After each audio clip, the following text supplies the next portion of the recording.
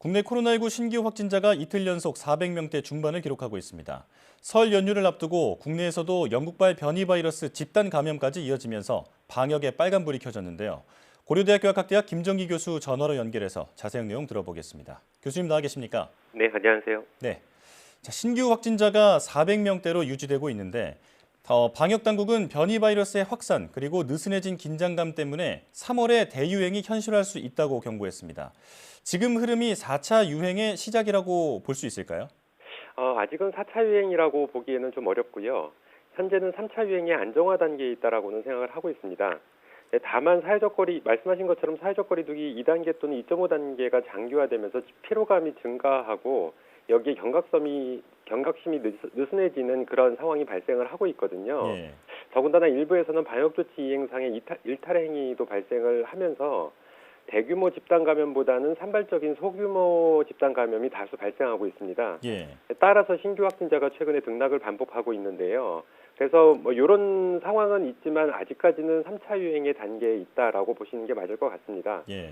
근데 현 단계에서 만일 특정 변수가 발생을 하면 예를 들어 설 연휴 기간 동안에 제대로 대처를 못하게 되면 다시 큰 규모로 확진자가 늘어날 수도 있다라고 보고 있고요. 네. 이렇게 되면 4차 유행 내지는 3차 유행의 세컨 서브웨이브, 그러니까 우리나라 말로 하면 3차 유행의 하위 파동 정도가 다시 발생할 수 있다 이렇게 볼 수가 있습니다. 예. 그래서 현재 변이 바이러스의 지역 내 전파 조짐이 보이고 있는데요. 만일 현 단계에서 연결고리를 확실하게 끊지 못하면 말씀하신 것처럼 3, 4월경에는 4차 유행 발생도 불가피할 수 있다 이렇게는 보고 있습니다. 네.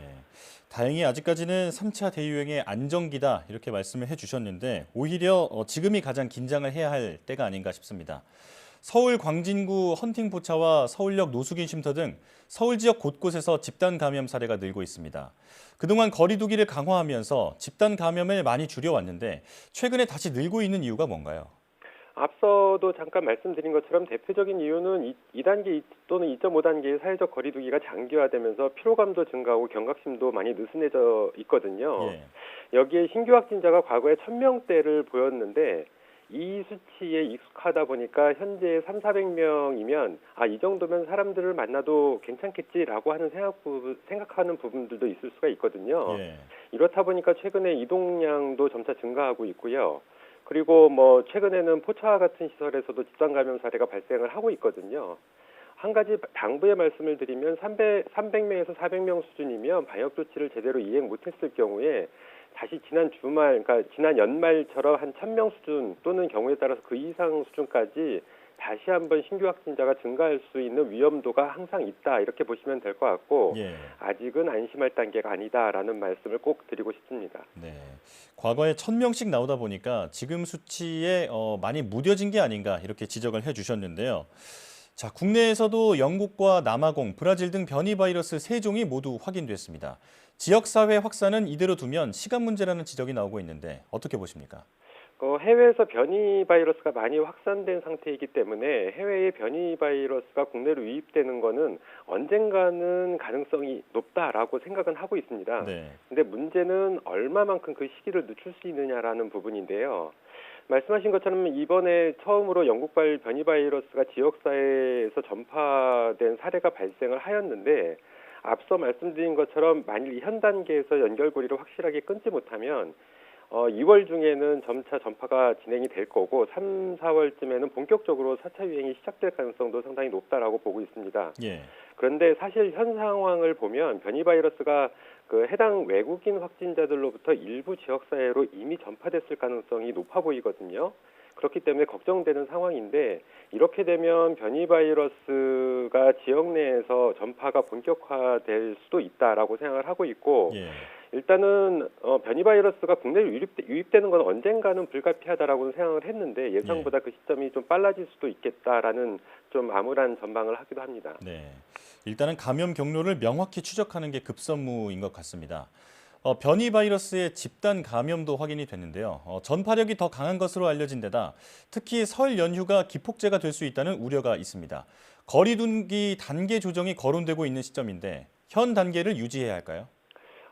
지난 주말 거리두기 조정안에서는 그 당시에 IM 선교회발 집단 감염이 변수로 작용을 하면서 현 거리두기 단계가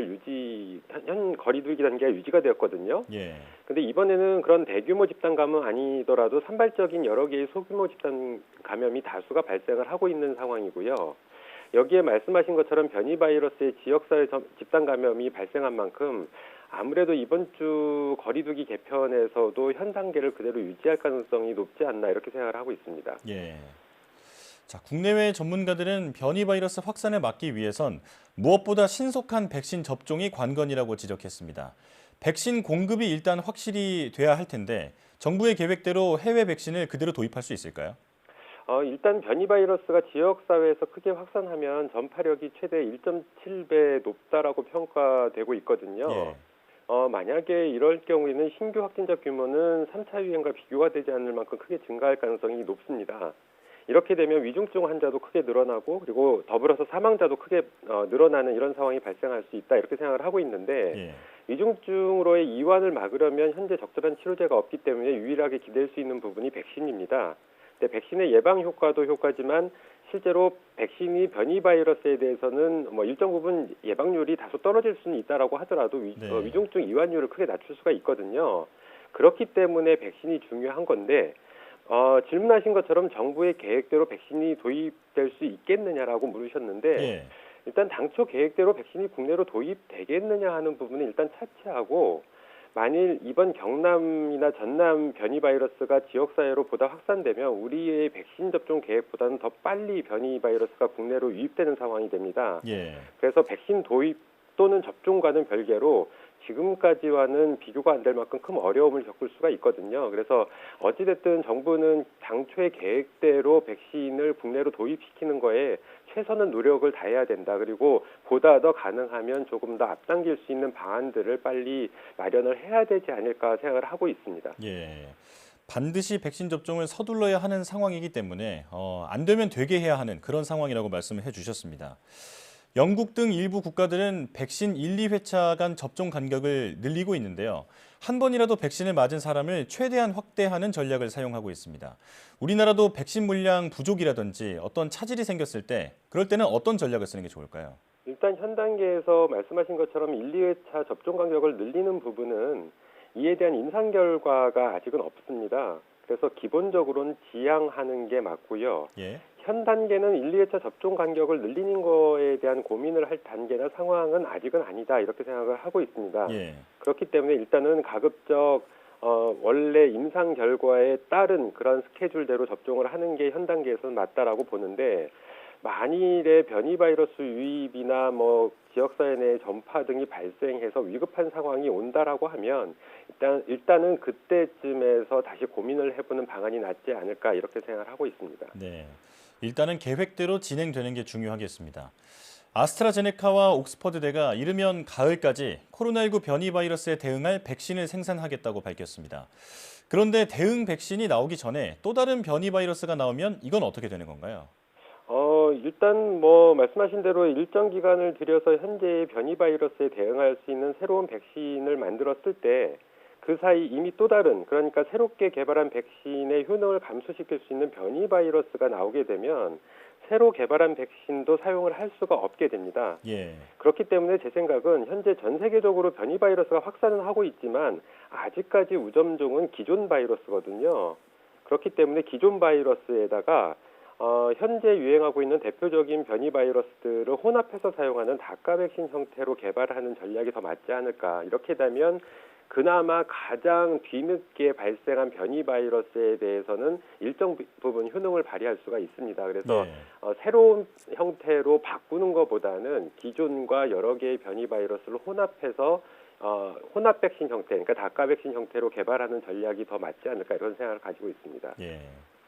자, 국내에서도 변이 바이러스가 확산할 우려가 큰 상황입니다. 불필요한 모임과 만남을 자제하고 방역 수칙을 더 잘 지켜야겠습니다.